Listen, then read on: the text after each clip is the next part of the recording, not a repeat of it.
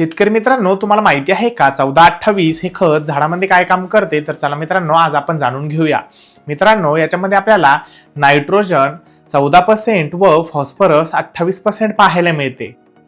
हे खत ammonium phosphate ह्या प्रकारात येते, त्याच्यामुळे झाडाची वाढ ही सुरुवातीच्या काळात आपल्याला चांगल्या प्रकारे दिसून येते. मित्रांनो, यामधील नायट्रोजन हे पानाची वाढ चांगल्या पद्धतीत करते व झाडाची हिरवळ आणि तेजदारपणा वाढवते, प्रकाश संश्लेषण वाढवण्यास मदत करते, त्यामुळे झाडे हे मजबूत राहतात. मित्रांनो, यामधील फॉस्फरस हे मुळाची वाढ जलद करते व नवीन रोप लावल्यानंतर पकड मजबूत करते, फुलधारणा आणि फळधारणा वाढवते.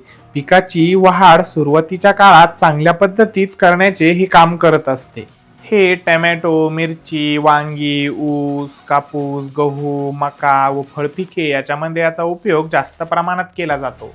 मित्रांनो, याचा वापर करण्याची योग्य वेळ पेरणीच्या वेळेस आपण याचा वापर करू शकतो, रोप लावल्यानंतर आपण याचा वापर करू शकतो व सुरुवातीच्या वाढीच्या अवस्थेत आपण याचा वापर करू शकतो, कारण या वेळेत झाडाला मुळाचा विकास होण्यासाठी फॉस्फरसची जास्त गरज असते, त्यामुळे याचा उपयोग करणे उपयोगी ठरतो.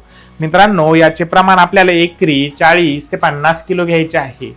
मित्रांनो, अशीच माहिती आवडली असतात आपल्या चॅनलला लाईक, सबस्क्राईब, फॉलो नक्कीच करा. धन्यवाद.